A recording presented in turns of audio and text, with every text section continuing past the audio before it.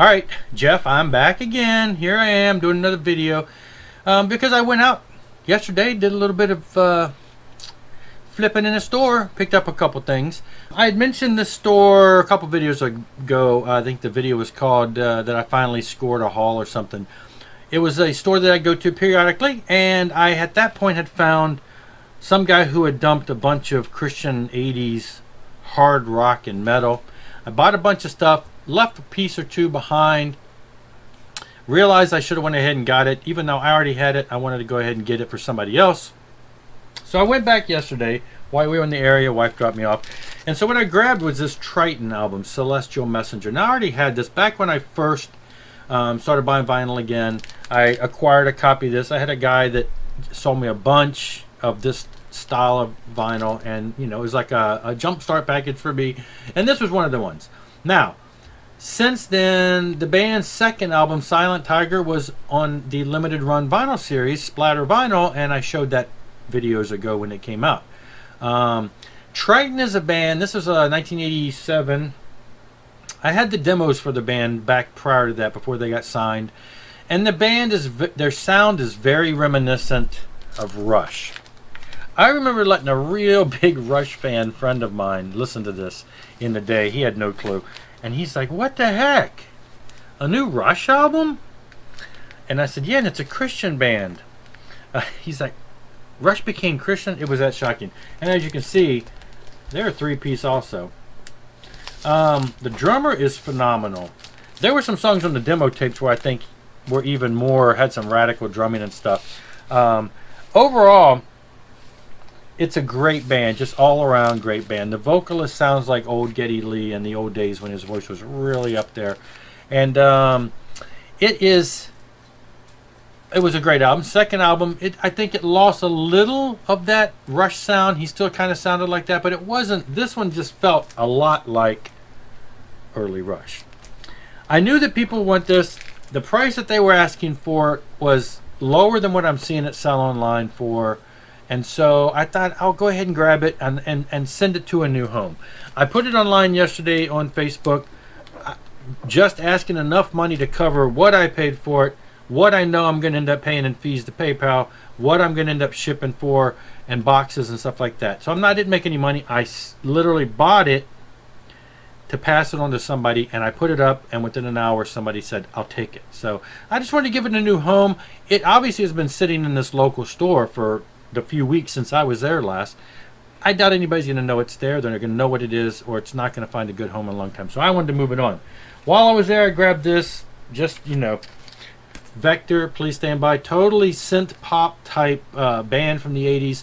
I had this album back in the 80s, loved it. I saw it there again. It was a few bucks. It was in immaculate condition, just pristine, just like the other ones I had. This guy had kept his records in good condition.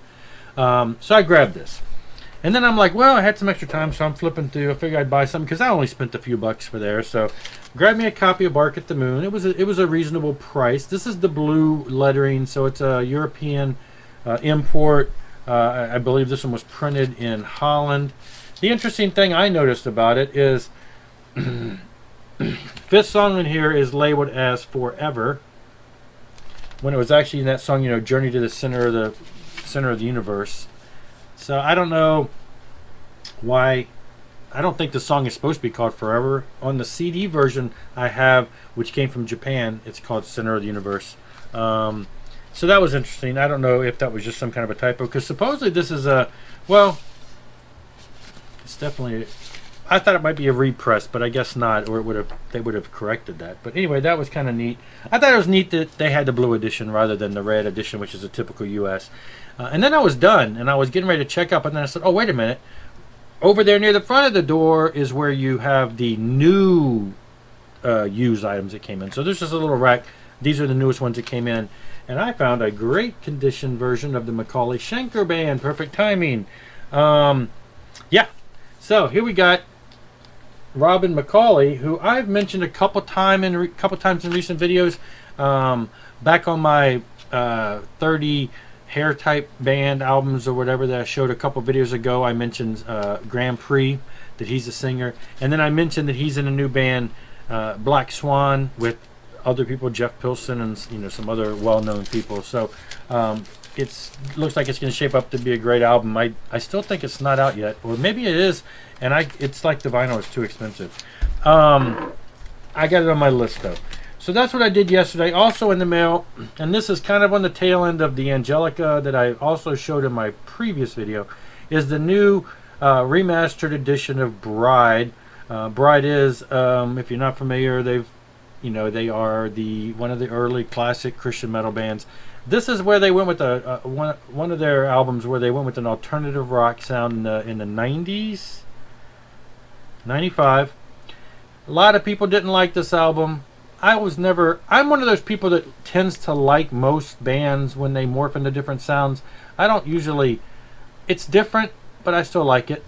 And I still like it on the remaster. And the artwork, Scott did a great job making the artwork look so much better. So yeah, Scott Waters did a great job on the artwork. As you can tell from the old, I have the original. So, pretty drastic difference on the artwork. The back, same image, but everything's been improved. And of course the sound quality is improved too. So a little more alternative sounding than their metal of the earlier days. And they have another album that's real similar to this too. I don't know why this one got picked to be reissued. There's so many albums before and after this. But it's a great album. I like it. And it's worth checking out. It's kind of just like a groove hard rock. I don't want to say alternative. It is alternative feeling, but it's kind of groovy. It's less metallic. It's a little groovy. Cool stuff.